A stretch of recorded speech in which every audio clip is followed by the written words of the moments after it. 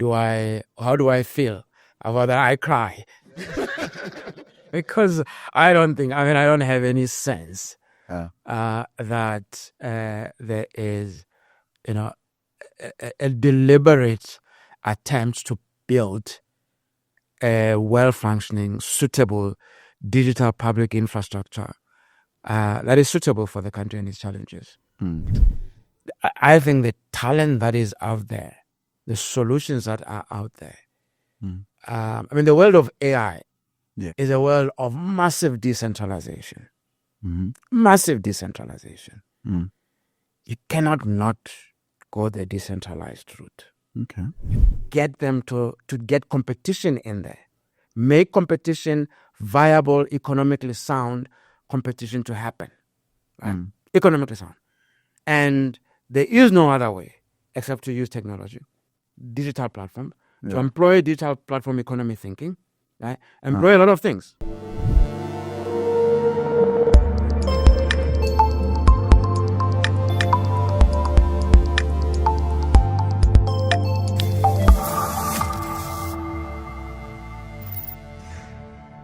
Welcome to another episode of ITWeb TV.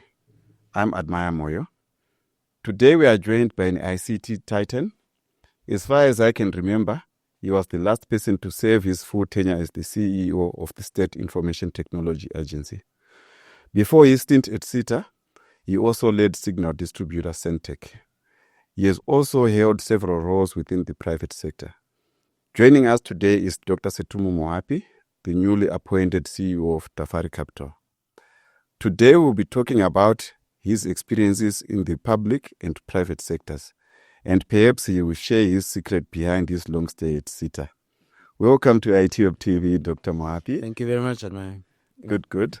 Yes. Yeah, just to start with, I know congratulations about your appointment as the new CEO of Tafari Capital. Thank you. But of course, we'll go back there later. We just want to take you back a little bit.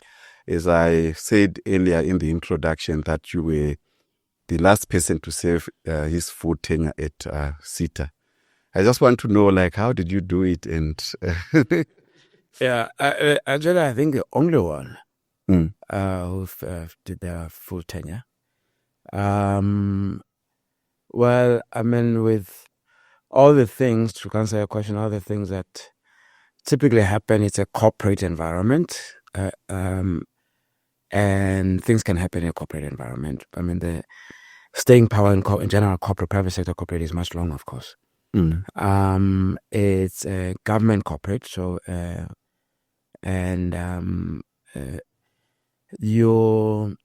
think on that basis, there's something that is outside of your control that matters. It's you are appointed by the government through the line minister, and that is an important relationship. And ministers change during your tenure, and that's a relationship that should not break. If it breaks, you have to give way, in my view, because ultimately the elected person there is the minister. You have to be able to let go. You are then managed by a board of directors that is also appointed by the government. And those are the people that manage you on during the year. And that's an important relationship, and you must make it work. Right? You work within an executive team. Typically, there will be one or two executive directors with you. They have responsibilities as directors, and so you have to make sure that those relationships work as well. And then, of course, the rest of the executive team. You manage people. You are a leader of people. Yes. You are a manager of people, and you have to do both things. You have to lead, and you have to manage, and you have to do it well in order for the organization to achieve its objectives. You have to give people, as a leader, a reason to be there, and to wake up. So those are your stakeholders. Of course, you also have your clients that are important. You have to maintain those relationships, And there's a supply chain, as in any other organization that works. Everybody, I think the thing about the state environment is that that asset that you're managing does not belong to any of those people individually, even though they all have a stake in it. There's a collective responsibility. So it's you just have to be able to manage complexity, right? But more than anything else, it's humility. You cannot go through this thing without a good ounce of homemade humility. Okay. And and that's the only thing that I can say that I survived with. It's a humility to know that I'm dealing with people from different backgrounds, with different aspirations, with different needs and wants, and that it is my responsibility to keep them together. Yeah. Awesome. So are you saying whenever there is like a change within the ministry leadership, usually we also see like a change with the leadership at SITA? Yeah. So in general, if think about any organization, if the shareholder representation comes or the shareholder changes, they may come with not only a different kind of short-term objective or something, or even medium-term or long-term. They may have different ways of doing things. They have different management styles themselves. They have different leadership styles themselves. And even though the mandate of the organization in this case is a legislative mandate, you still have many things between the legislation and getting things done that are dependent on the person in leadership, right? And it's at a minimum, it's just the way of doing things. It's a way of communicating. How do we communicate? What do you have to communicate about? These are based on people and their personal styles, right? And you have to respect that. You have to understand. You have to know, and you have to know that it's kind of your responsibility to understand the stakeholder and to be able to initiate a path that will allow you to serve both of you, to serve to your strengths. Yeah. So I wouldn't want to say that the ministers change things. They just are different human beings, and they have different styles of leadership. Once in a while, they will come with a different mandate, but that's that's a different matter. Yeah. Awesome. I've lost count of the number of CEOs that joined SITA after your time there. But does it do any good, to this leadership chain, at a critical agency such as SITA? We always have new people over and over again. Not at all. Again, it applies to any organization, particularly if it's an organization that is so critical to a function, whether it's a business function. If you're running an organization and your HR executives keeps changing, you will eventually break that organization. And it's a private sector organization, let's say. Right? In the same way, let's start with the basic management. You come in, you contract with people, let's say on a performance management contract with your executives. And that is based on a discussion that you would have had with them, an understanding of what you really want or what is required of the organization, right? You contract. And then before you even do your first review, or maybe after your second quarterly review, you leave and then somebody comes in. The person may have to understand the performance contract, may have to maybe focusing on other things. And the question then is, how do you manage your executive team consistently and towards a goal that is set at an annual goal, right? As well as leadership. You may come in, people do respond to leadership. It's very, very important. And leaders come and do different ways. We inspire people differently. We message differently, even if the objective is the same, right? Now, as I said, I'm sitting here saying, if my leaders change, I take some responsibility to try and understand them. Right? So there is maybe a responsibility of some sort for other people to try and understand what this new leader is about. Right? That takes time. to that. There is no way that the change cannot affect the momentum of the business. And when you take momentum, unfortunately in physics, momentum means that there's energy that is getting dissipated, right? Change in momentum. And that energy is energy that could otherwise have been used for productive purposes. And so it cannot be good. It cannot be good, particularly within when SITA is so not only such a critical function at an operational level within the national and provincial governments. And I'm not talking about procurement, I'm talking about IT operations, right? But also when the rest of, let's say, the technology world is changing and changing so quickly, there is economics in that. There is public policy issues in that, right? There is even geopolitical economic issues in that, right? And if you are not participating because you're busy dealing with really, really simple issues of changing organizations and changing management and coming, start and stop, when are you going to deal with this complexity that is happening out there? That is almost, in certain cases, it's probably existential in certain cases, and you're not part of it because you're busy changing managers. I think that's, for me, that's what is of particular concern, because the world at this particular moment is changing very quickly.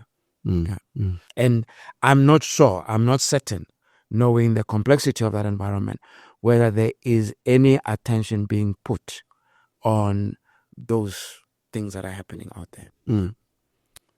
Thanks, Setumo. I also understand, SITA actually wanted to extend your contract, but you turned it down. If you can maybe take us back and what was the biggest reason for you saying good question. I really love my personality. I like public service. I like the idea of doing good.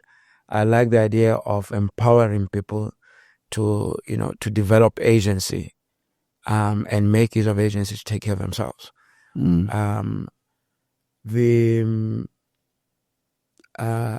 SITA is a very, very complex thing. Actually, I waited for quite a long time, until probably 11 days before my end of my tenure to respond. Finally give a final response, because my part of me was saying maybe, another part was saying no, that's it. You've given, and I also do it in the context that it was almost 10 years if I put in Santec as well.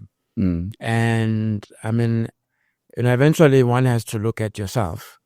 I had to look at my health. I'm not scared to mention that it does affect your mental health. The stress, the anxiety, it leads to depressive results. Exactly. And I was there. I was completely depressed and medically so, clinically so, as it turned out. So I just had to put the circuit breaker and just to take care of myself. But I also remember you actually did amazing things there. I remember when SITA launched the first government cloud. I think you were the CEO of SITA. Do you sometimes look back to see how are some of the initiatives that you initiated, how are they going at the moment? Yeah, just to think about that. Yesterday it was a sauna, right? 2025. The president mentioned a phrase there called the digital public infrastructure, DPI. Yes. And I think there's awareness, of course, of what that means. The important thing is the digital part of it, right? Then the infrastructure part of it, meaning that it's at a foundational level, it's part of the overall economic infrastructure, in a way. And digital infrastructure, it's kind of goes well beyond putting networks and giving 5G coverage across people. It goes beyond that, because you're looking at the entire digital stack. And then public is important because of our socioeconomic infrastructure, right? 80% of our people get their medical or health services from the public health system. Yes. Likewise, education and so on and so forth. Right. And so a functioning public service providing infrastructure, and particularly infrastructure that allows people to participate in the global digital economy, is, I think, what one gets out of that phrase from the president yesterday. Yeah. Right? And the stack does to bring the cloud in. Beyond networks, it is the normal hosting. Right? Yeah. So in this new world, we produce lots and lots of data. We're producing data right now in many ways, right? And you're going to convert that data into different formats for different consumption, for your readership and your audience, right? And we're producing data at velocities and volumes that are really unprecedented, right? But that data is data that can be used to infer a lot about societies, about human behavior, about risks that are faced by people at different levels, right?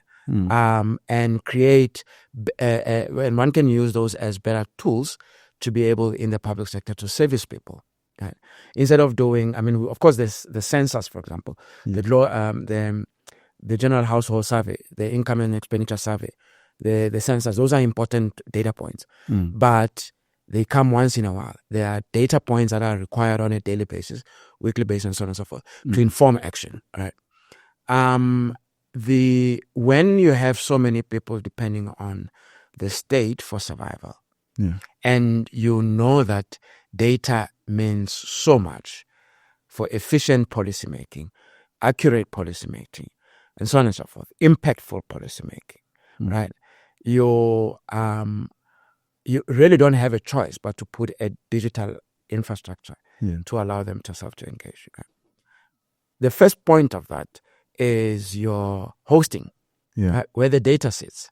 Right? And that's why we went and, I led that. I was actually used to bring the team in and we designed it directly. Yeah. I was a funny CEO there. It came up with a phrase called the government private cloud ecosystem, GPC. And essentially, it's a hybrid cloud environment suitable for a government or public sector, suitable in terms of security of data and so on and so forth, right?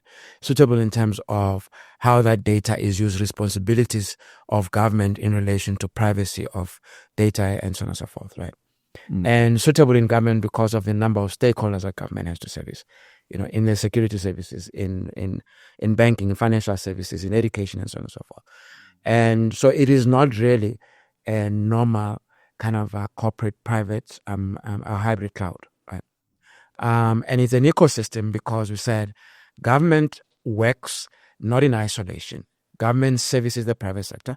Government services a subset of the private sector, which would be small businesses in rural areas, small businesses in rural areas where there are no facilities, right? Where one has to skill people.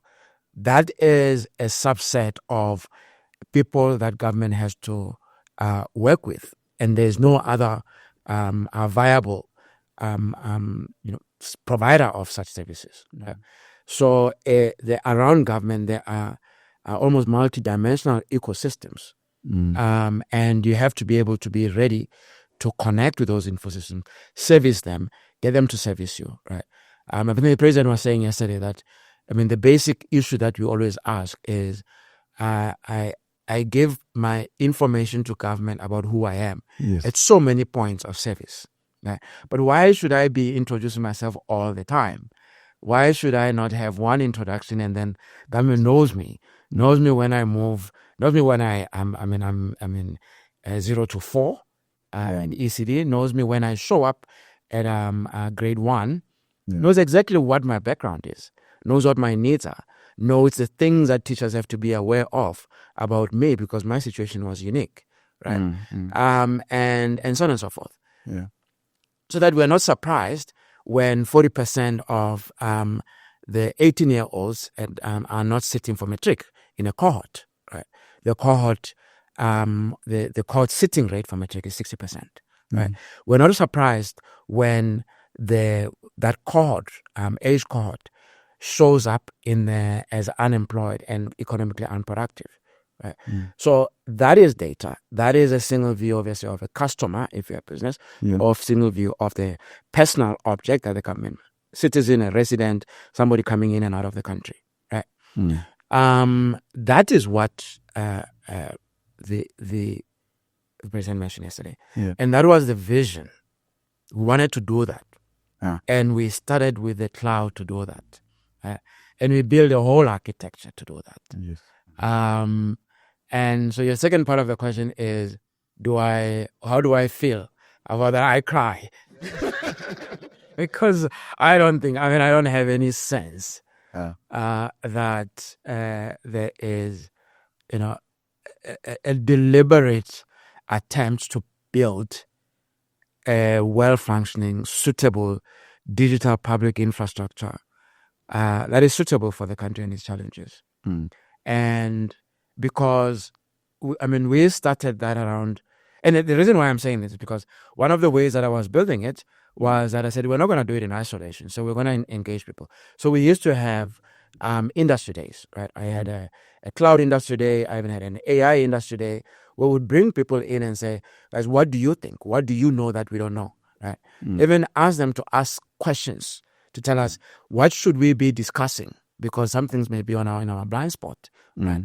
And then we have people produce things in there, and then we engage. That's how we dealt with the process of knowledge acquisition, right, outside of our channels. I don't see that. I don't see any. There's so many public topics in the public domain affecting our society, and I'm not seeing anything of a response in regard to people who really should be able to respond in the context of that vision. So, and I'm not saying this, there's one thing that you could do it inside, maybe SITA. One thing, maybe it's happening.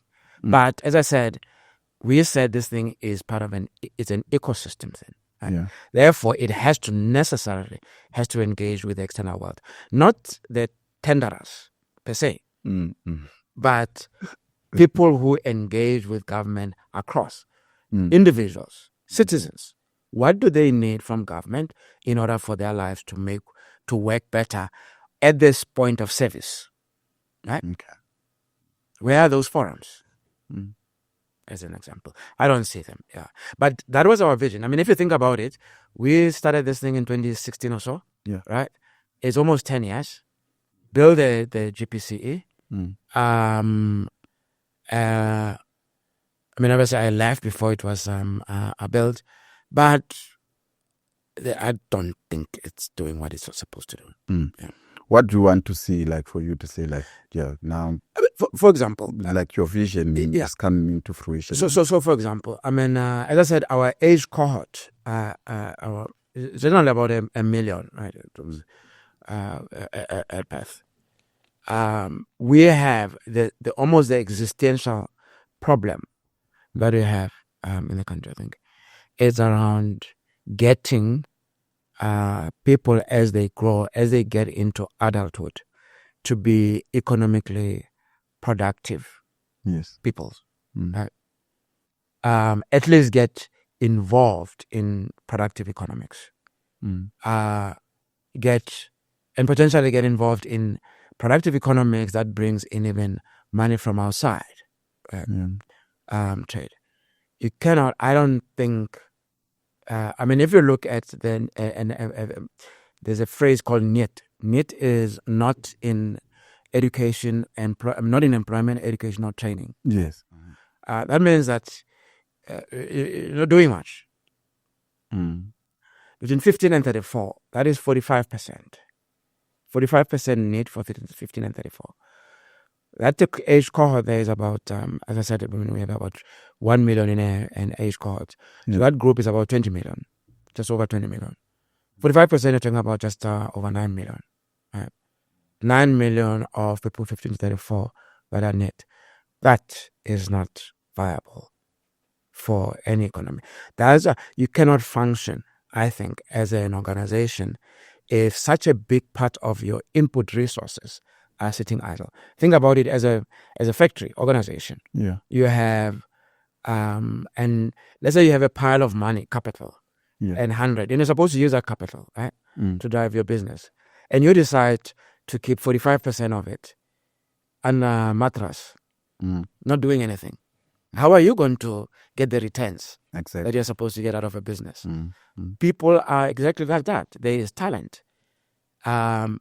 If you look at that 45% and said, these are people, of course, which they are, people who are capable of doing things, and they're in that situation for things that have nothing to do with them, most cases, then it is a question of not just saying I'm helping them.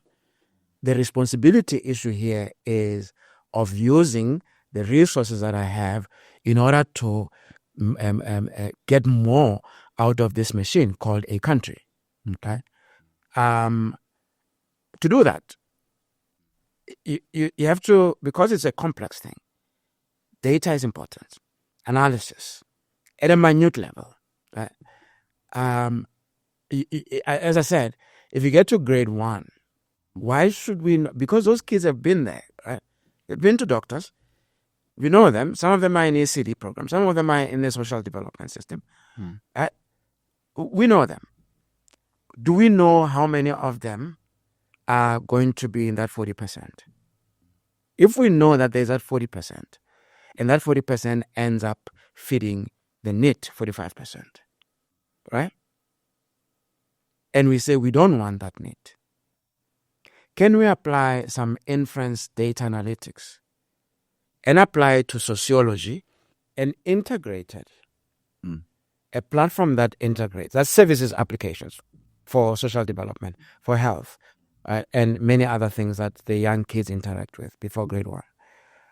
If that data is not linked to be analyzed appropriately and to present as accurate inference using that data, as accurate an inference on the child that is coming in. And also, not only that you know who the child is and what their issues are, but also you design an entry program for that child, particularly in those foundation phases, at grade 1 maybe to grade 3, to be able to, in a school environment, to be able to at least reduce the impact of whatever hardships they had before that, right? So it's not only for understanding, which is looking back, it is also for input into programs, education programs, and support programs, right? Because your objective, and the ultimate objective, is to reduce NIT from 45%. This is a classic case of data analytics. Yeah. And to generate that data, you generate it through the footprints that people leave when they engage with government. And they leave that footprint.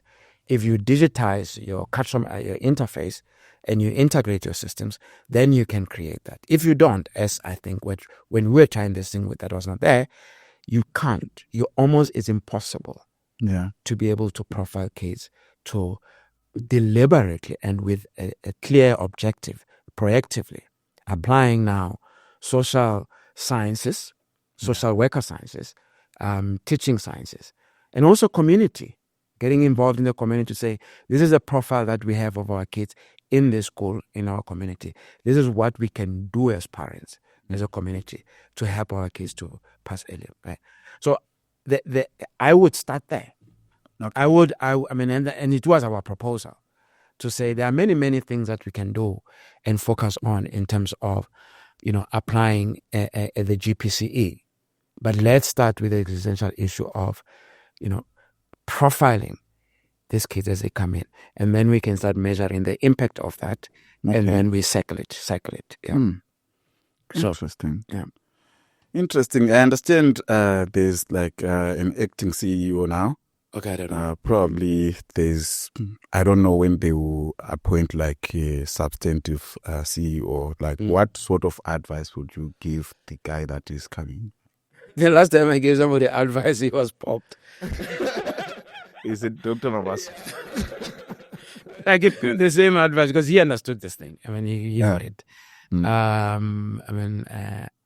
And he was going to do it. So my advice Well, I mean, I had to be very careful about it. I didn't, propose it.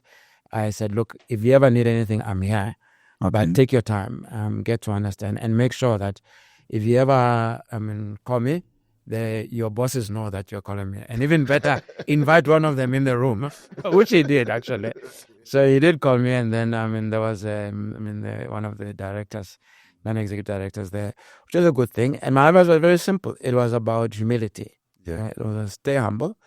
Don't do what you were taught at home. Respect people. Yeah. The normal way. I mean, as I said, it's humility made from home, right?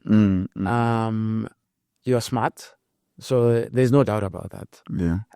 Take care of both people above you, people, your executive team, and people that you manage. Exactly. It's a big responsibility.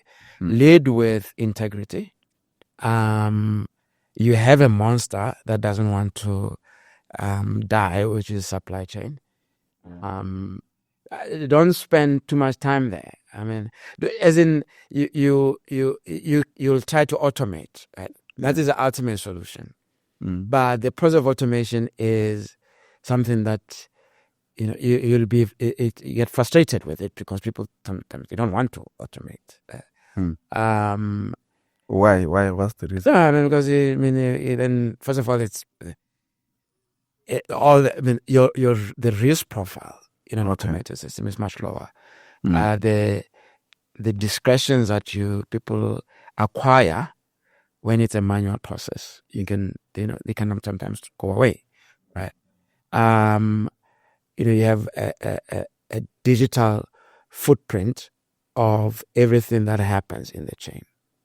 Okay. I mean, just to give you an example, when I said to him, look, I did my best there, and you put effort there, but balance. Since we raised the awareness and we dealt with some of those procurement issues, right? Your balance should probably be 80-20 on the digital transformation work that you get, right? Okay. And just try to figure out how to deal with this monster without it sucking you in.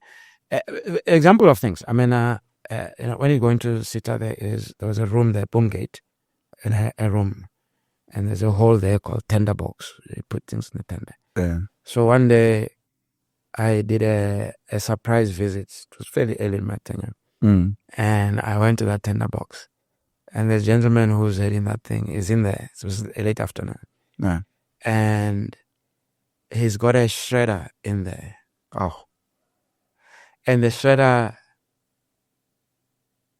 is not clean. It's busy. It was busy not too long ago.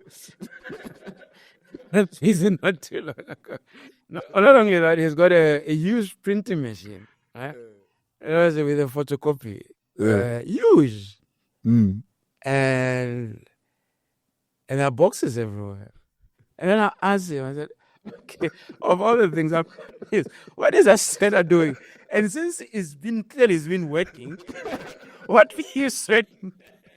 I mean, what is the job of this? Aren't you just receiving and disperse? What's printer doing there? What would you be photocopying? I mean, I can imagine now. I mean, a horror story. I can see a shredder here. I say photocopy there. Sometimes we want the original copies of certified documents, right? And people get disqualified because they gave copies of those certified documents. Okay. Where the stamp is not original. Yeah. So it's a photocopy thing. So I can imagine, but you are opening this thing because you're doing a checklist, right? I'm assuming that's it, of whether the documents are in place. Yeah. But you have a shredder, you have a printer there. What's stopping you from taking an original certificate of a license, ICASA certified? Yeah. Then just copying it, shredding the original, and then inserting this one in these things. And then somebody gets disqualified because they did that, and then they complain. I say, but first of all, the requirement is probably silly, right? Yeah. But let's say it's there. Yeah. What's stopping you from doing that? And he looks at me with crossed eyes. I said, say, I mean, really. Then I asked people, take this shredder and thing out of put internal audit and they come take this thing out of here.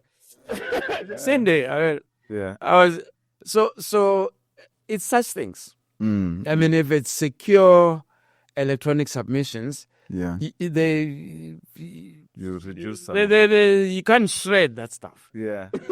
I mean, somebody will try to do it, but it's a different ballgame, right? Because they're studying on anybody can do it. So it's a funny story. The gentleman didn't survive afterwards because we found things. Oh, So I was doing, I mean, for were you still a SITA? yeah, when I was dealing with the supply chain system. Is it? Okay. Yeah, no. I mean, we found things, obviously, and he couldn't explain, I mean, like real things. And then 1, 2, 1, 2, before anything else, just we resigned. I mean, obviously, we completed a lot of these investigations and we gave them where required to the police and the Hawks. Yeah. Interesting. So if you were to be asked to go back to government now, will that earlier on you said you've got a passion to say that people like will you give it a thought, like should you go back to the government? Yeah, I nearly answered with the emotion that I feel. So let me do it a nice way. No, the answer is no. Not within government. I don't mind. I would like to work with government, but not as a public servant inside. I mean, I as we're building, going back to the ecosystem. Yeah. Remember, you have different parties there. As I said, we have the tech partners or tech providers, let's say, and you have all the way to, and then of course you have your employees. You have the government departments, and the government departments there are two types. There is the IT departments. But it's and there's just call them the service department, the business service department. So people who are really doing at the core phase of public service, responsible for health policy, exams, and so on and so forth. Right, that's the business side of a department. And then you have obviously the consumers of these things, which would be the public and members of the public and businesses. And so I was quite certain that there was so much more to be gained by making the system that is dealing with the business of public services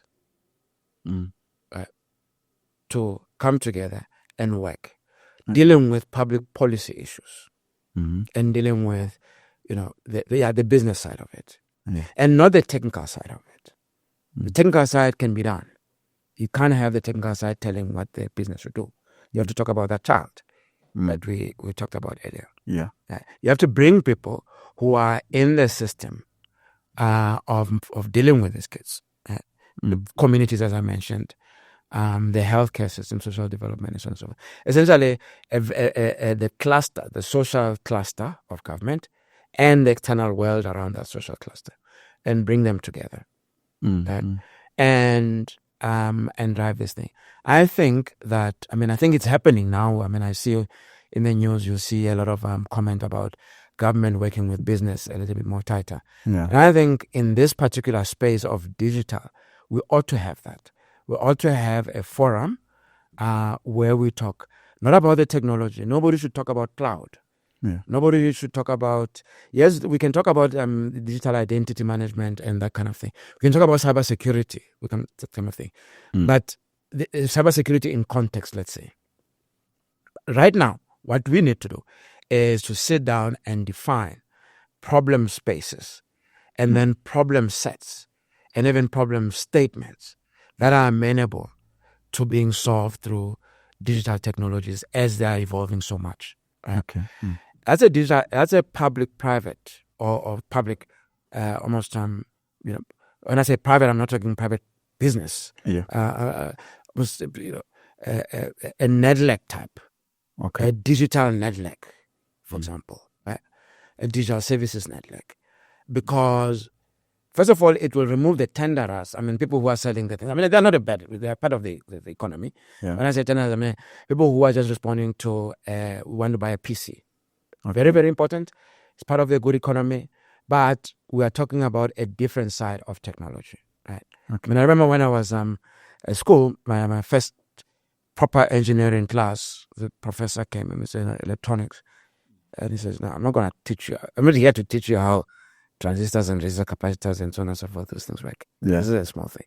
I'm going to teach you how to solve problems of the world. Engineering is about solving problems, not about resistors and capacitors and transistors. Mm.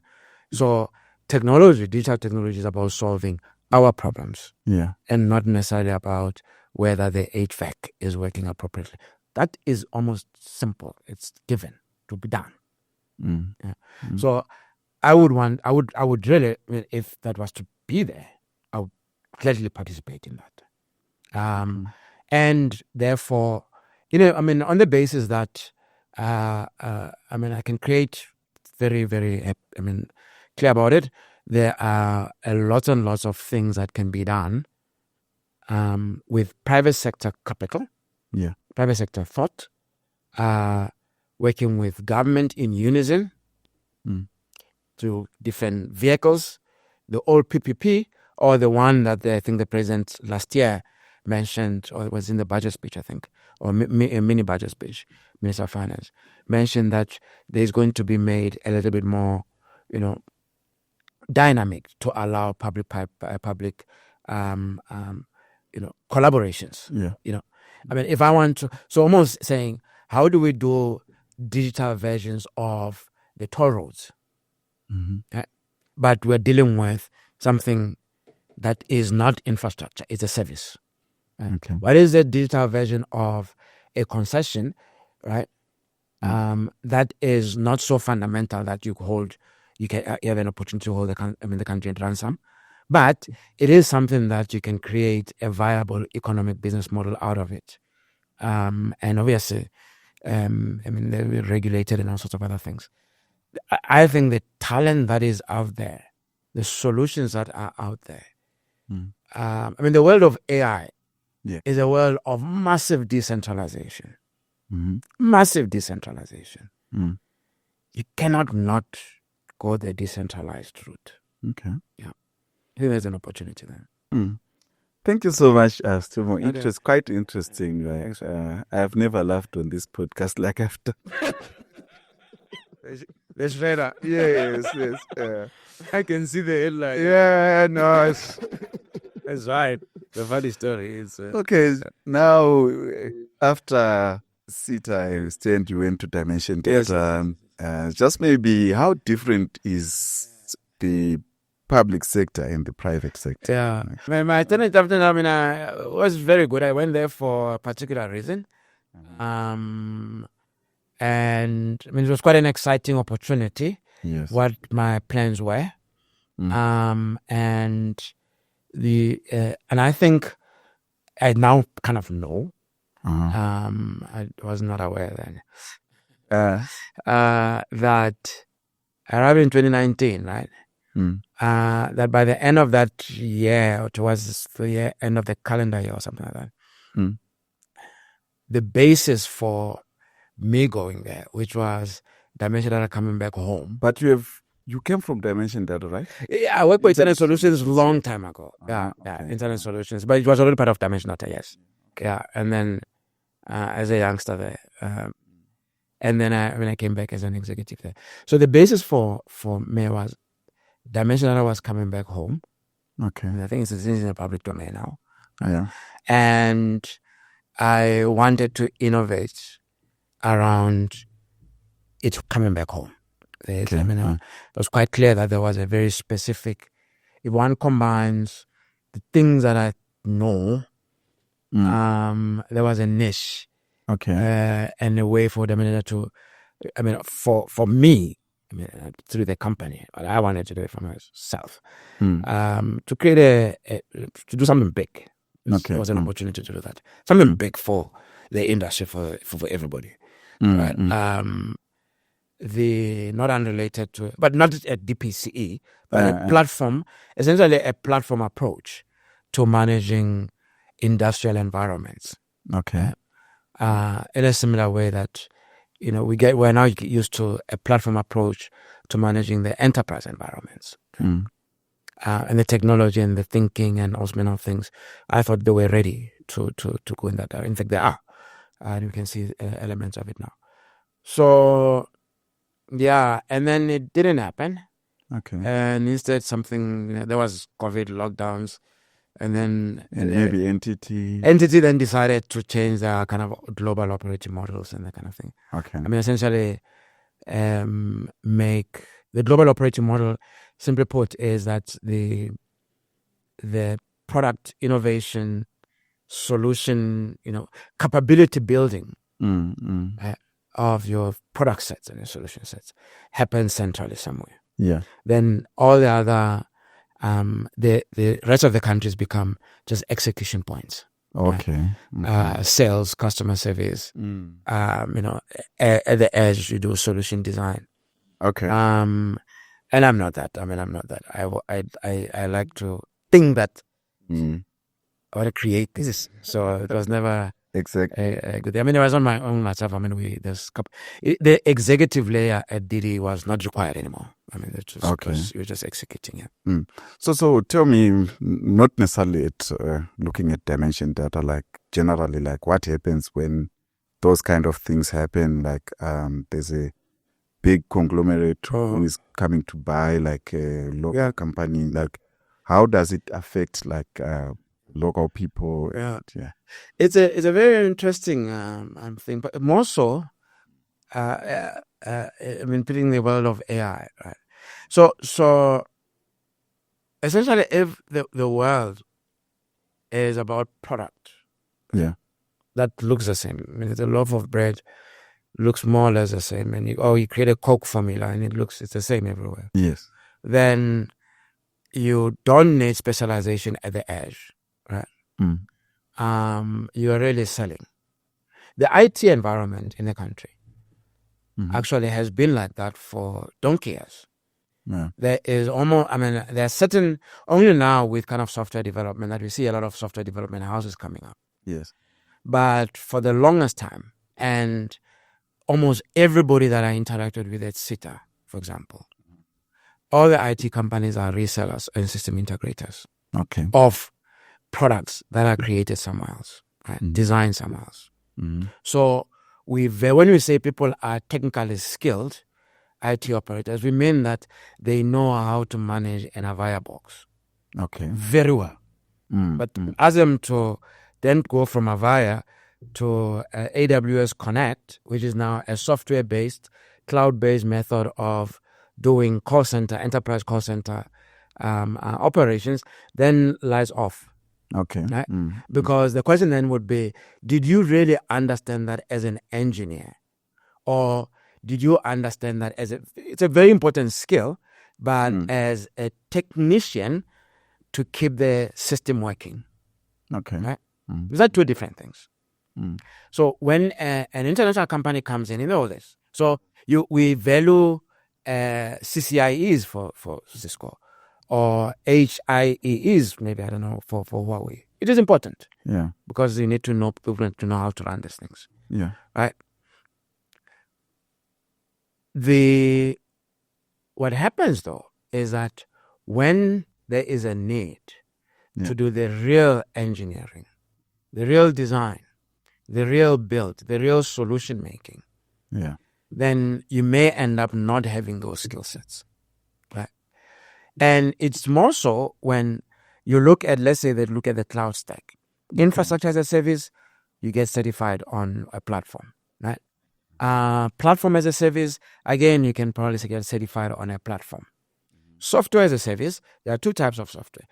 The shrink wrapped software that you can integrate and configure for somebody, or new software that you have to write. So earlier I talked about the data analytics engine that takes our kid from birth to grade 1, right? There is no one in Japan or Peru who is going to build you a robot, an engine, an intelligent agent, an AI agent that can do an inference system to use data and infer back to that child and say, I think I know what that child needs. Better than the person here. Because you are now putting science, sociology, psychology, economics, the world, human behavior, and now you're putting mathematics. And now I'm saying code this thing, model it and code it. Mathematics and statistics and that kind of thing. Right? Yeah. That is what AI is. So you can never get an AI. I'm sitting here. An external company cannot bring an AI here. That is going to be a predictive AI for, let's say, security at a traffic light. Okay. Right? Because that AI is trained on the system in Japan. If somebody walks to you like this and they're looking at you like that, no matter the color of the skin, right? Yeah. If their gait is in a certain way, the likelihood of a thing is there. If I was to tell you and said, what do you think? Let's say we're observing a system. I said, what do you think is happening there? Right? Mm-hmm. You will tell me based on, I'm absorbing the same data. We're not talking to anybody. We're just observing. So I'm a robot built here. Yeah. You're a robot built in Japan. Mm-hmm. And I say, tell me, what do you think is happening there at the traffic light? When you see a taxi coming, Yeah. the traffic light, and I say, what do you think that taxi is? Remember, it's a Toyota, by the way. Yeah. So it's built in Japan. Mm. What do you think that Toyota is going to do at the traffic lights? It's gonna stop. You will say it's going to stop. I was at your period. Right? So that robot necessarily has to be created here because it's in context. It's no longer the product that gets shipped here and I certify you on how to manage, to operate that thing, even how to connect it to another one. So it's not a system integration business. Okay. It is a creative business. It is an engineering business, design business, and it requires a lot more skill set. And also it requires, you remember when I told you about my professor then? Yeah. Saying that I'm teaching you linear algebra, right? Mm-hmm. I'm teaching you probability. I'm teaching you stochastic processes and all manner of things. But I can give you, all my exams were on open book, by the way, for that reason.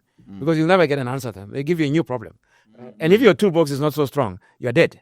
Right? So the issue here is the companies that come in now, if they continue to do that, obviously we have a problem because we are now going to be AIing our world and AIing our world as a reflection of another world, Okay. and then causing a huge royal mess here.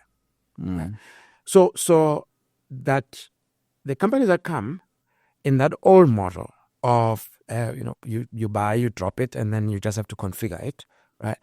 They have, maybe it makes sense for them not to want to hire design engineers here. Okay. There's no need. What are you going to design? Because you design the box, right? Yeah. So I go to school, I go to MIT, and I go with somebody in the same class, get the same grades, blah, blah, blah. I come back. It is what happened to me. I interviewed at one of the companies, Siemens. Yeah. Right? My friend goes to Germany and works for Siemens in Germany. I'm expected to be a technician here. He is designing. He's using the knowledge that we learned in the same class To design.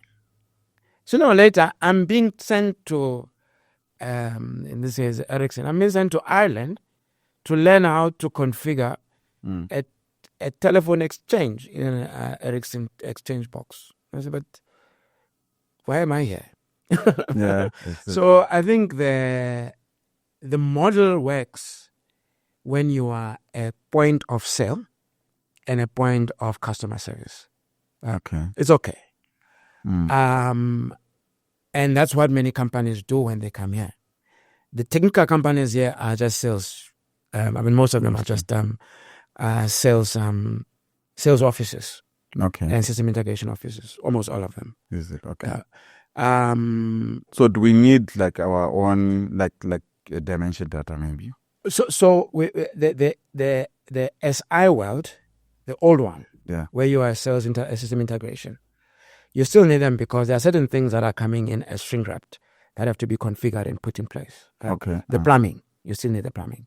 Okay. Right? But because of the world, the AI, the decentralization that is happening, just the distributed systems on steroids. That's what AIs are. Yeah. Right? That's absolutely not good enough Before, let's say in 2000, that was almost 100% of IT was box sales, license sales. So you resell a box, you resell a software license, and then you do system integration. That's your dimension data, and there's BCXs and all manner of things, right? Very, very good. It worked very well, right, for a long time. Right now, I think, in my view, you should be at 50-50, where 50% is people who are creating stuff. Okay. Right? And I'm not saying creating LLMs per se. I mean, you can create your own language models, not necessarily large language models. Right?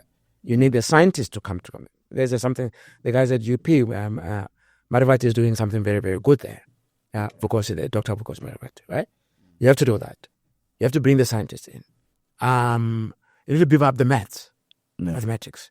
You need to beef up take out the fear of the unknown, so that people are able to inquire and wonder, and be able to make mistakes in their wanderings.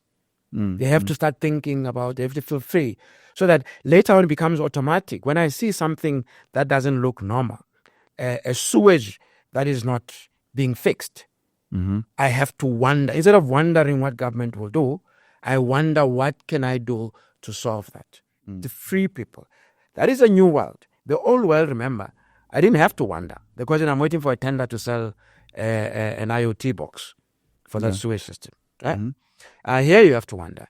It's so I think the world is forcing us to shift that to be 20 resellers, system integrators, and 80 creators. The good thing about it is that because as I said, giving the example of those robots, right? Yes. The robot around the robot, or the next, right? That's the best way to create jobs. It's because there is no other way to create jobs. This solution, the problem set, is such that the best person to create a solution is, in theory, here. Exactly. All we have to do is to give them that toolbox, and then inspire them to feel free, inspire them to think, inspire them to wonder, and get creativity out, inspire them to get agency into themselves, right? Okay. And remove the fear of the unknown in terms of the world. The world is no different to your world. The child that has just been born in China there, in Shenzhen, is no different to the child that was just born in Ivory Park. No different. Yeah. Free our kids so that they can dream like the child that is being born in Finland today. Okay. Right? Because they can achieve the same thing.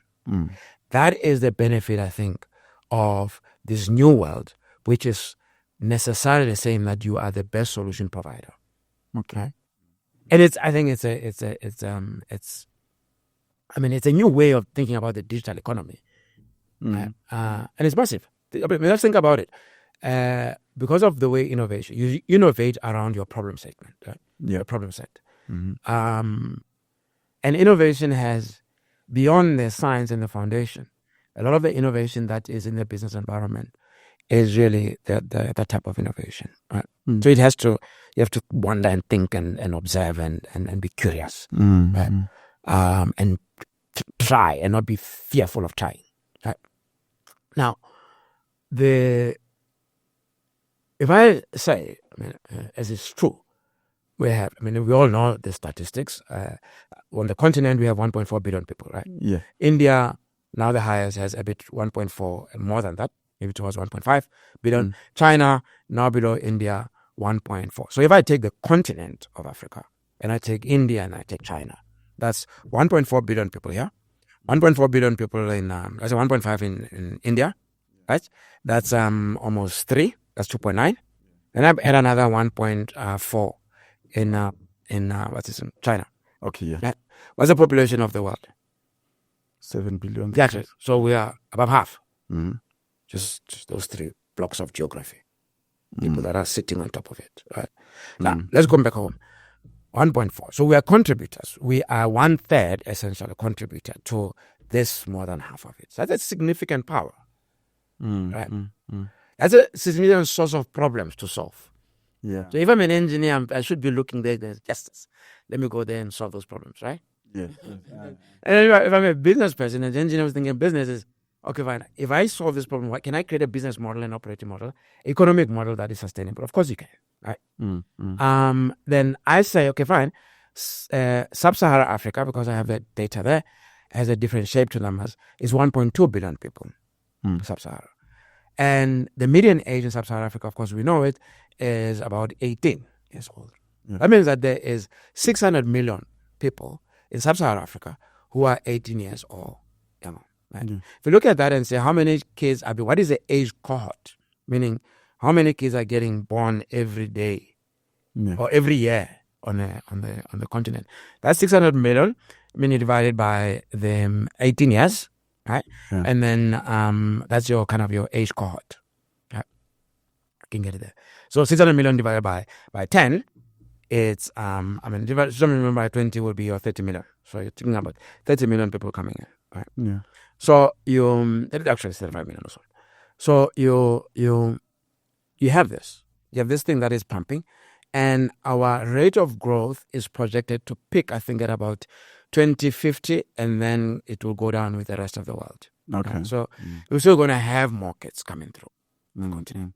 Now I look at this thing, I said, the problem space in and around these 18-year-olds, future consumers, future buyers of clothes, future creators of children, right?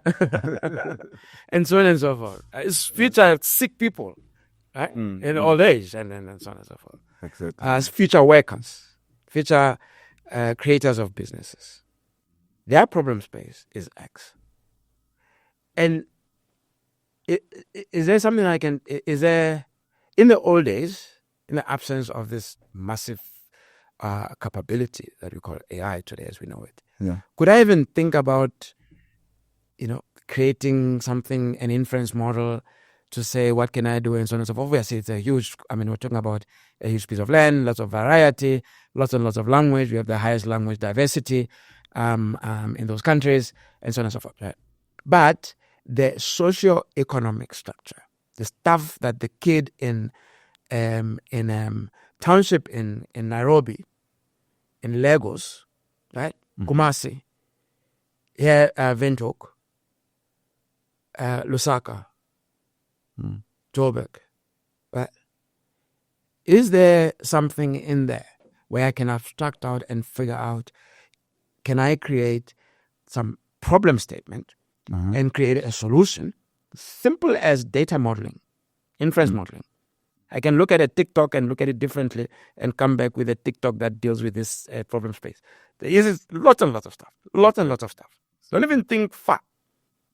Lots and lots of stuff. Right? Can I? Of course you can. Then there's, what can I do with it outside of the continent? A lot. Yeah. How did TikTok show up here? It was created somewhere. Cultural context. And it's and it's almost like it was created for our kids. Exactly. Right? Yeah. So, again, you don't have to think far. Just understand that there is no reason why one cannot create something similar to, let's say, a TikTok, where you are using the 600 million market as your starting place. Nothing stopping you from there. Exactly. Thank you so much, Setumo. Yes, man. I also understand, moving to the next chapter after we are going in phases. Yes, I understand, there was a time I read about it that you were deploying a network in one of the underserviced areas. Yes, I think it's Riot Networks, if I'm right. Can you tell us more about that initiative and how is it going so far? Yeah, it is an innovation. First of all the technology that Riot deploys is designed and built here in South Africa. Okay. Yeah. There's a small chipset from MediaTek but the design of that chipset comes here as well. Okay. That's number one. The factory, the stuff is being manufactured here in Joburg. There's a plant here in Randburg, for example. Okay. The second thing is that you're talking about really at the end two aspects of that model. One is the technology itself, right? The other one is the business model and operating model. So Riot essentially it is a last mile network access system for data. Right? It's the concept, network design concept is mesh. So it's a mesh network. The mesh is based on the nodes of that mesh are actually people's homes. So each home becomes a node of a mesh network. Okay. And there will be three types of nodes. There is a core node for a cluster, right? And then there would be a gateway node, and then there will be a core nodes, which are kind of your network points. And then the rest of the nodes are consumption nodes, right? Every gateway and core is a consumption node. It's a mesh network, but it's a hyper-distributed, decentralized mesh network. Okay. Right? Meaning that, what we say is that there is a part of the business model where somebody comes in and says, I want to connect a highly dense, generally very poor, right, community. Okay. And somebody is busy designing fiber infrastructure and transmission infrastructure that will be so cheap that you can put it there and provide fiber. People, it's fine. It's also that. But it's a model where people in a certain context, if I ask people to say, what do you think? How do you think what is their average income of people who are on the lowest 1/10 of our society, the lowest decile? Right? And what is their average expenditure on an annual basis? Okay. Do we know? So I asked you, do you know how people live there? You say, no, but I understand. It's a township economy or whatever, right? Yeah. Then I say, okay, fine. Let's go a little bit deeper to see where people live in terms of numbers. Because remember what you are doing, you are trying to create technology that in an operating model that is affordable. So you have to understand people's numbers, right? So I'm saying, let's not go far. 2 weeks ago, a week and a half ago, the Status released, or last week released, its the income and expenditure survey 2022-2023. So there's a number in there. The number is about 16,000 income. Okay. So 45,000 expenditure. That's cash, right? So that's about 2/3 of your expenditure needs to be funded outside of your normal income. 2/3. A third, but actually 60% of the people in that bracket, I think it's 60%, be 30, or let's say 30, receive money. I mean, their income is actually social insurance. Yeah. System, right? So let's pack that. Yeah. Right? So it's not, I mean, what I'm saying is that it's not like at the moment you can say work overtime. If my money is coming from the social fund, I mean, how do I get more money? And we can also, and this is in the context of my income today. Right? Okay. Now, let's say 16, right? Let's make it 46, and then so we're left with 30. Okay. 30,000 rand on an annual basis that we have to get from somewhere. How are we going to do it? If I want to create what viable business model can you create to make that work? Technology. Is there technology from, let's pick another country, Mexico, that has been designed for people who are living with such a income deficit or cash deficit? Okay. Is there technology like that? No. So you need, so once again, if you approach the old problem of universal access as a simple technology problem, I'm guaranteeing you, it won't be sorted out anytime soon. If you approach it as you should as an engineer, as a social problem, a human problem, and you're saying technology is one element of that, but there are other things. My metric as an engineer is a functioning ecosystem. Okay? I'm designing for that. Not designing a bridge to pass for cars to move from point A to point B. I'm passing, I want to know, traffic, safety, and other things, as opposed to the structure of this. The structure becomes, a technical thing, but ultimately I'm measuring myself on other things that are human in nature. Okay. So the Riot model actually deals with that.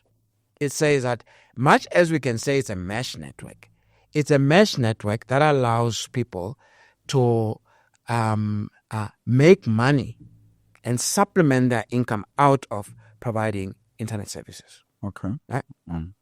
Meaning the core nodes and the gateway nodes that I talked about are nodes that are sitting on people's houses. Okay. Right? So it's almost like, when a mobile operator comes and says, facilities leasing type thing. Okay. Comes and says, hey, can I use your property here to put a mast? Yeah. I say, okay, fine. How much it is? Facilities leasing regulations, 7,000 rand per month, and you make a deal, right? It's exactly that. Okay. Except for you are using that tower on top of your house as well. So you are part of a network operation. Now, give you an example. If you are sitting there and there is no, let's say in the old days of load shedding, which we saw, right? And you are sitting on a core node, which is a feeder node, and you don't have a generator of some sort, and load shedding happens. You know that there's about 15 people who are feeding off your node that lose, right, coverage. Yeah. And you know that you lose money from them. And so what did we say? People innovate. They create a business case for installing a generator in the house because now there is income for it. Right? And it happened. If vandalism, for example, right, is a huge issue for operators. It's a huge issue for providers of infrastructure where the provider is not part of the community. Yes. Riot, there's no vandalism because the community, they are protecting. It's their network. Yeah. Right? So it's a mesh network, not only of technology, but it's a mesh network of people. It's a mesh network of operations. Right? And it's a mesh network of finances. That's Riot. Okay. Now, no, you cannot find this thing anywhere else because the problem space that the universal access problem space that we have here, you can't find it anywhere. Particularly when the universal problem space is not only of underserviced in one area. Yes. It's just the difference between this underservice here and the overservice, a kilometer away. Yeah. Both those things are, when you combine them, we have a unique problem. Okay. I can get my fiber gives me 500 megabits one way and 200 megabits the other way. That's overservice. Okay. And there's a child there. There's the same. Let's say I have a 1,000. Whatever square meters of property. Yeah. And that's my family alone, right?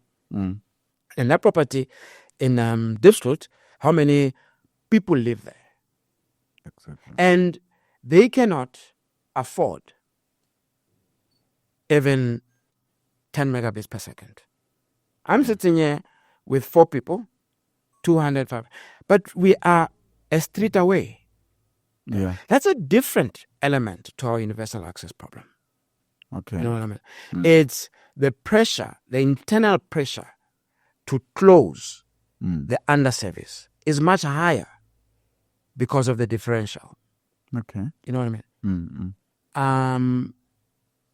It's something when we suffer together, we kind of suffer together, so we are together. But and maybe we can push ourselves or whatever the case may be. But if I'm suffering and you are not suffering, we are not together. Just put pressure, right? And it can cause instability, right? So it's a unique problem. So Riot is the only one that's doing that. We are innovating. We've innovated. We're innovating around people. Okay. So which area are you offering? Oliven. Yeah, Okay. yeah. But yeah. Do you have plans to like? We don't have plans to do it. It is. I mean, the business model, the business plan is fantastic, but we are a very, very conservative financing country. Okay. The capital side is very conservative. Okay. And I mean, my personal view here is that we take the needs of poor people for granted. Yeah. Let me give you an example of this income and expenditure survey. The total expenditure per annum is about 3 trillion rand. That's it, 2022, 2023. Okay? Mm-hmm. Out of that, 700 billion rand is on the people on the lower half of income table, right? So I mean 50% of the people spend 700 billion. The rest is spent by the rich people, right? Okay. The poor people, if you look at their income statement, they run at a cash from operations deficit annually of 184 billion rand. Remember, if I look at 3 trillion rand of expenditure, of income, of expenditure, 4.3 trillion rand of income, I say we live on a deficit, on surplus as a country, household consumption, right? But if I break it down in those deciles, and then I cut just into two parts, this lower part lives on a deficit of 184 billion rand. This translates into month to month. Yeah. Remember the example that we gave about the decile 1, right? 16 and 48. Where do they get cash from to survive? Because a household is like the business. It's income and expenditure, and it has a balance. Yeah. When you buy with credit, you generate the cash by changing your payables, working capital. Yeah. You go and increase people that you owe money from. That's how you get it. And you also go to people that owe you and say, please pay me. In business, in our financial statements, that we call a cash flow from changes in working capital.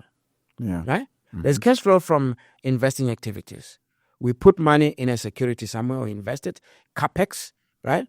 Or if it's going to generate money back, or investment, we get dividends back. Okay. Right? Do they get dividends? Our people? The one on decile 1? No. From where? What assets do they have? We have a list of their assets, by the way, in the same survey. So we know that there is not much. Yeah. And then from financing activities, somebody's financing that. So there is no other source of cash. If your operations are negative surplus, and you don't have any other cash flow sources, the only other way to make for you to survive is through manipulating your working capital on a monthly basis. And the figure for that is 184 billion rand, according to the income survey. How many people looked at that income and expenditure survey and calculated as I did?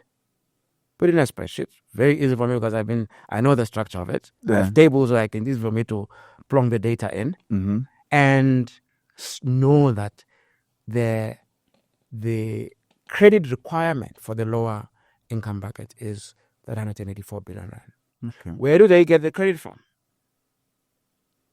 From a bank? From a bank? I don't think No. so. Yeah. Peer-to-peer, right? Yes. Yeah. Stockfields, yes. Yeah. Mashonisa, Yeah. yes. Of course. What is the inflationary pressure of this credit system on the finances? Mashonisa is not recorded, right? Yeah. And when you see an inflation number there, do you ever consider that No. the Mashonisa credit, inflation on Mashonisa's credit is included in that number? No. It's only them that feel it. Yeah. So they see a different, experientially, they see a different inflation number perhaps to the one that we have. Mm. Besides the fact that the unit cost that they're facing of bread or those basic things, food items, is 10% higher than the unit cost on items. 1 kg of samp is 10% higher on average than 1 kg of samp. The other side. Mm. Exactly. The truck leaves a factory. It's the same truck driver, same truck. At the point, it forks, right? Yeah. It forks to Alex's side and forks to Sentin that side. The distance is the same. Yeah. But the cost that people see of delivering here is higher. Why? Because they've added risk cost. Okay. Risk cost of being poor. Risk cost of being in a depressed environment where the social conditions are so bad that yes, people are surviving, and yes, it's probably not safe, but it's something that has nothing to do with the direct cost of production. You understand? Mm-hmm. It's the cost of being poor. Yeah. So if I say I say we take them for granted, is that how many people are really, really digging down and thinking about innovating at depth, to service that 700 billion rand consumption market? Okay. How many people are doing that? I mean, telecoms, data. How many people are really, really innovating to service the people there? I mean, if we know that Capitec can give 100 megabits, a gig of data for 45 rand, AfriHost can give it for AfriHost Air, whatever, at 35 rand. Why is it that if you are not on AfriHost, that people live off about 100 rand per gig? And if you look at the structure of that, right? Mm-hmm. It's when the ones that expire quickly are the cheaper ones. If I buy a gig for 1 day, I get it very cheap. But it's useless because I'm not going to consume all of it today, right? Yeah. So it's actually the unit cost of what I consume, not what I bought. The unit cost of what I consume. Let's do the exercise. Let's say 1 gig is 100 rand, right? Yeah. And it's 1 day, right? And now, no, it's for a month. I can consume it any time of a month. Now you give me something that is 1 gig we're saying 1 gig 100 rand, right? That's a unit cost of a gig. Yeah. Then you give me a package that is 1 gig for 1 day, and the maximum I can consume there is, let's say, half a gig, right? Okay. Yeah. And you give it to me at 70 rand. Which one, in terms of consumption, is higher? Right? This one, that is 70 rand. It looks cheaper, but from the point of view of the seller, but it is absolutely more expensive from the point of view of mine, because I keep. And if it expires tomorrow and it's not available, obviously it's gone. Yeah. Right? So and that's the innovation we're seeing. That's the level of innovation we're seeing. To say it's skin deep is to insult lots of skins. It's non-existent. Yeah. There is no innovation at depth that is happening to improve the lives of the people who are giving the same production market 700 billion rand per annum. Okay. So Awesome. that's what my world is like that. That's I operate in that world. That's why I can do public service from my way. Doing it my way. Right? That's your way of going back. Going back. But these are proper businesses. And I'm saying nothing should be charity. Nothing. Riot, there is not one iota of charity. Okay. It's all proper businesses with very good margins. Very, very good margins. But going to a conservative capital market and saying that I need capital to go and innovate for that 700 billion rand. And like I said, but why are you innovating? What's broken? Yeah. If it's not. Yeah, what's broken? What's broken is competition. There is no competition there. That's what's broken. Okay. Right? Right. So the question is, so there is no competition. It's an economic issue. So there are rational economic agents, these capital providers. They're making a rational decision. It's just that it's a rational decision and a rational response for people like me. A rational economic response is not to go and buzzer them. I mean, somebody can buzzer them to stop the surplus out of the townships and rural areas. Right? As an economic an agent, my rational response is to get them to get competition in there, make competition viable, economically sound competition to happen, right? Economically sound. And there is no other way except to use technology, digital platform, to employ digital platform economy thinking, right? Employ a lot of things, employ math, look at sociology, look at a lot of things, put them together, right? It is possible. Yeah. And Riot is one example of that. It is at the juncture of innovation, fearless innovation, and trusting people with their way of life. Yeah. Great stuff. Thanks a lot, Setumo. Yeah. Now I think we are getting to chapter 4. Yeah. Which is the final chapter. Tafari Capital. Yes. I understand like this is your first week there. Yeah. You were appointed CEO of Tafari Capital effective 1 February. We actually published the story. Yes, and thank you very much for that. I mean, it went viral. Yes, indeed. Did you see it? Did you get it? That is, yeah.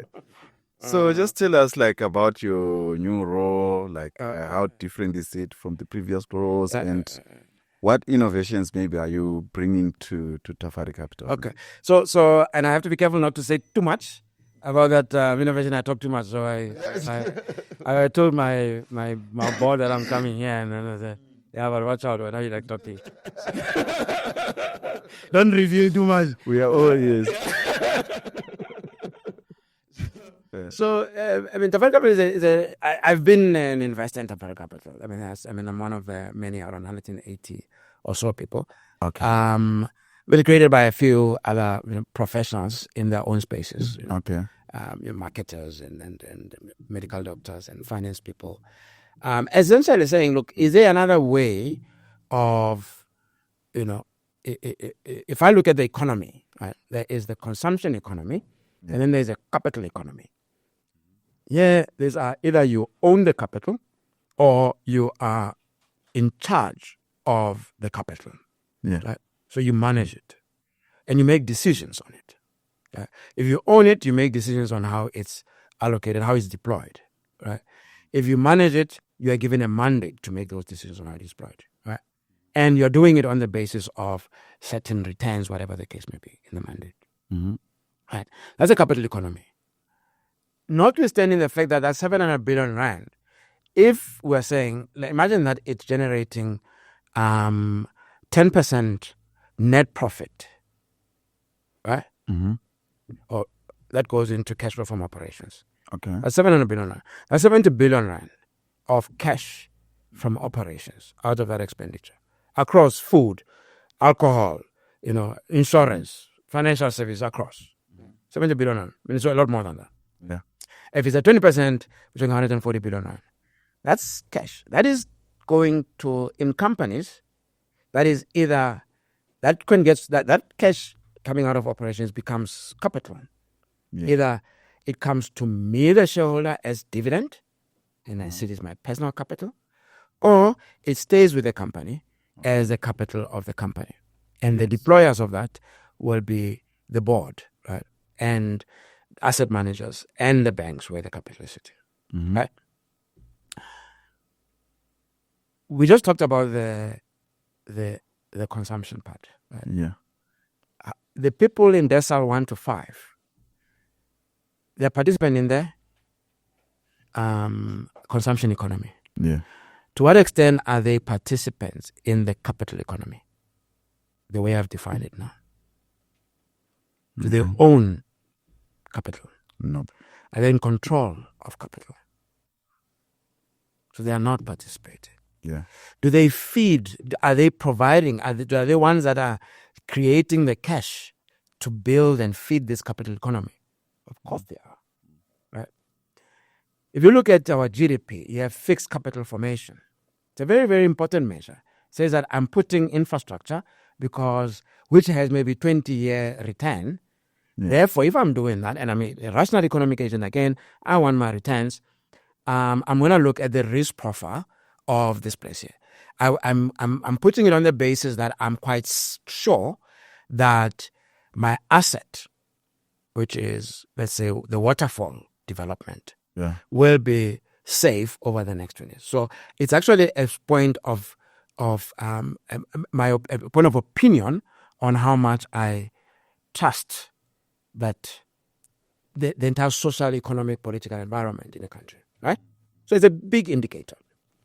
I think as a percentage of GDP, our fixed capital formation number is about 15%. It has, I think, our GDP, the NDP is looking at about 30%. China is, in the last years, it's about 50% of their GDP. Okay. 50% is on fixed capital formation. So it's a construction site. You see it in construction. It's not only absorbing labor now to build things, but it's a statement, it's an investment and an enabler. The multiplier effect of fixed capital formation is huge, right? Mm-hmm. On that last point, I own or I'm in charge of capital right now that I got from the township as profit, cash flow.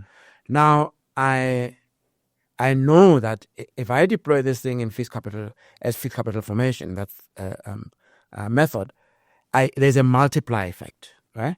If I put a mall here, there's a multiplier effect. If I put a road, proper road, if I put a big park, there's a multiplier effect. If I decide to build or create an environment, let's say Lanseria area, and I say, this is the whole thing, I'm not asking anybody to come, but you'll have facilities, you have electricity, you have all manner of things, security, blah, blah, blah, blah. That's fixed capital formation, right? The multiplier effect is people will come in and put properties there. They'll stay there. And that sub-economy will get a kick, right? In the last, of that 15% of fixed capital formation in our GDP, how much of it happened in the townships? I'm not sure how much. I don't know. If your observation, while we're building, in the last, I don't know how many years, we're building, waterfall was changing here. Yes, right? It's like maybe looking at Tembisa House. Yeah. We created a waterfall. It's beautiful.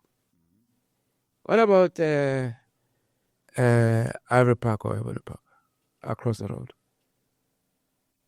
Where is our waterfall? Okay. You understand? And therefore, there is no multiplier effect there, even coming out of capital formation. Who's going to invest there when nobody's investing in things that everybody says are risky? So capital is essentially saying, we're not deploying it there because we don't really have trust in that social system and economic system, right? Yeah. But this is where we all come from. So, and with all these things that I've said earlier, I think the vision of the people were saying, is it possible to do something in financial services so that we can create a new cycle between consumption and capital formation? Okay. We create a new cycle between the consumption economy and the capital economy, such that the question of deployment of capital can be within our control, or them, these other people. Because we, as rational economic agents, we know that there are better returns if we deploy that capital there. Rational economic agent says that I trust the black child. I trust that if I get the black child if I invest in them and I put parks and I give them occupational therapy and all manner of things, and I invest in, in infrastructure around them, they are going to, there's many, many other things that of course have to be done, but that can also trigger an improvement in the pass rates, whatever the case may be, or a reduction in the net, right? A reduction in the net means more economic productivity, including creators of businesses, including exporters of things, right? this is a new production of things, right? Driving more consumption. GDP, imports and exports, increases the balance, right? Okay. I say I believe in that. And therefore, I'm applying rational economics to direct capital there. Okay. I could sit on the other side and say, nah, I don't believe in them. Nah, it's too risky. No, there are better returns in Mexico. Yeah. So deploy my capital in Mexico. Right? Maybe short term is better. But in the long term, 10 years from now, 15 years from now, if we can convert that 45% yet into 45% of people who are productive in the economy, we want to have 1 or less than 1% GDP growth. If we want 5.4% GDP growth, we better get those people working on proper economic terms. Okay. So that's what Tafari is. Okay. Tafari is saying, do the normal things that businesses do. Look at the cycle between financial services and the consumption economy and the capital economy. Yeah. Right? What are people consuming? Can we create something applying again proper deep technology now? Right? Okay. AI, the AI of the robot. Now I want to build an AI that knows the person and respect the person for who they are. Not an AI that is going to say that person is not trustworthy. Why? Because I don't have credit. I don't have their details because they use cash. Of course, it's a rational thing to do. But what about the fact that 2/3 of their monthly consumption is serviced by this credit system? It's a fact. They're not taking it from air. And it has been going on for decades. Yeah. And do you think that there is no data there? There is. That can give me and allow me to create better inference models around those people's the people's trustworthiness versus the credit record is an inference model. Right?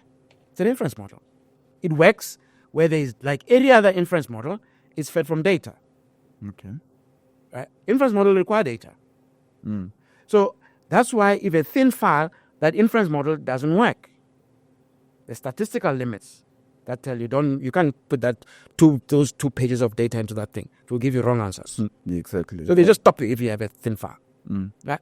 So, and then we're saying let's get people from the cash economy into the credit economy so that they leave their world and they come to this world. But this world does not give them the 184 billion rand that they need to survive. Okay. They need to stay in this world, not because they want to stay cash, because that's where 2/3 of their cash comes from to survive. Okay? We know that it's not secure. It's not because we are funny little beings. Survival decisions. Exactly. Yeah. So if you're saying to me that I should go banked, right, and there you are not going to give me credit, versus staying cash, where I can be part of this informal credit system. Expensive as it may be, but at least it helps me to survive. As a rational economic agent, a poor one, what am I going to do? I'm going to go to the latter. Yeah. Right? So is there an opportunity to do things there and respond to people on their intrinsic needs and wants, not on my assumptions or my projections about them, and create a viable business? Absolutely. And that's what we're going to do at Tafari Capital. Thank you so much, Dr. Mohapi. Thank you so. I hope you have not given out too much as you feared. I think I gave out a lot of anger, but it's fine. No, it was nothing out there. No, it was not too much of a thing. It's fine. But I really enjoyed it. Yeah, I must say that, for this, I just want to make a statement because, there's an opportunity to send a message out there. Yeah. There are lots and lots of people, I know that. There are lots and lots of people who understand exactly what I'm talking about. Not as external parties to a problem space. Yeah. But as internal people in that space. They understand. They know it. They're dreaming. If you've ever tried a business as a young kid in a rural area somewhere, and you don't have a network into this capital economy, Yeah. You know what I'm talking about. Exactly. Right? So we have we have three branches. There's Tafari Financial Services. There's the tech company where we're going to build a lot of interesting platforms, Tafari Tech, and then the investment arm. So we are looking for people who want to chip in. Just go and read how Remgo was created, right? People chipped in a little bit here, a little bit there. Oh, yeah. You know, unfortunately, I don't know. After Forum and Solidarity, they have they get people putting in 10 rand every month. They build university money. And then they get matching funds from corporates. And the corporates, we know who the corporates are, but it's what it is. Right? It cannot be the facility, the opportunity here is of fractional ownership of a transformational platform. Fractional ownership. Put your 10 rand. Okay, put your 8 rand, will give you 2 shares. Shares 4 rand. If this thing becomes the multi-billion rand company that we want it to be, that 4 rand will be. If you were an investor in Volkswagen Bank long time ago, and you couldn't be, right? If you were, your shares were moved into ABSA. ABSA got listed. You made a killing. If you're a farmer who Anton Rupert went around as he did, I've read his entire book, and said, guys, tobacco farmers or even grape farmers right, in the Cape area, said, guys, put money in here, put a little bit, and be fractional owners of this thing. Trust me on that, I'm going to build something. And you did. Lots of them did. Where are they now? That's generational wealth. Exactly. You don't have to have big bucks to do it. There's enough people who understand that problem space and who live within that problem space, or who lived there and they may be out. At least they understand it, and who are interested in solving it with agency by themselves, and who will then use that capability, this platform, to go and say, this is what we're doing for ourselves. So please come join us. Go to corporate. Go to all these enterprise development programs in corporates. And instead of staying there for a tick, it's fine if you can take it as long as you give me the money. I'm fine. I'll make very good use of it. By the way, for ED people, it's actually there's a call for them here during this month. I want to talk to ED people and said, look, you're doing things, but if 10% of your thing you can put it in here, we are going to create a platform. That will de-risk the businesses that you would be providing. If you're an IT company, in the old days, to be successful as SITA in RFPs, you have to have basic business management capabilities. You have to be able to produce financial statements. You have to be able to, to print things. You have to be able to go and commission your stuff. Right? You have to have your records of your company. If you're a business, small business, if you do that yourself, you will fail. It doesn't make sense. The economics don't make sense. If you use a platform economy, you can do it. So a funder, you can come in and a funder and say, here is a platform under Tafari Capital wing that is geared towards the IT industry to make the IT industry to be more competitive. The traditional one. Is another one that can be done for data annotation and data modeling. It's as an entry-level skill. Right? We are building this thing. There's a huge export market for that skill. There's a huge internal market for that skill. Right?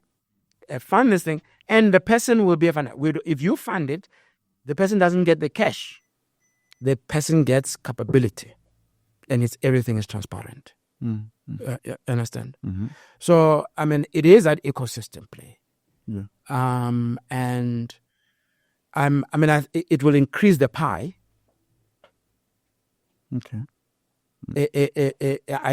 I stand by. I raise my hand that Tafari Capital will contribute to moving our GDP growth, annual GDP growth, from the 1% or so that we have now to the 5.4% that this new administration has declared. That if you don't have a version of a Tafari Capital, It's impossible to do so. The numbers don't make sense. Okay. The economics don't make sense. The maths doesn't make sense. Mm. You cannot get to that 5.4% with this level of waste of human beings. So I just want to thank you for taking time to share with me all these interesting, it's basically like your, career path, like all the way from SITA. I have never laughed, the trader and thank you so much. No, thank you. For coming to. Thank you very much for inviting me in. It's a pleasure. It's a pleasure. That was Dr. Setumo Mohapi, who is the CEO of Tafari Capital and the former CEO of SITA and Centec. I hope you enjoyed this episode of ITWeb TV, and don't forget to subscribe to our YouTube channel. Thank you for watching.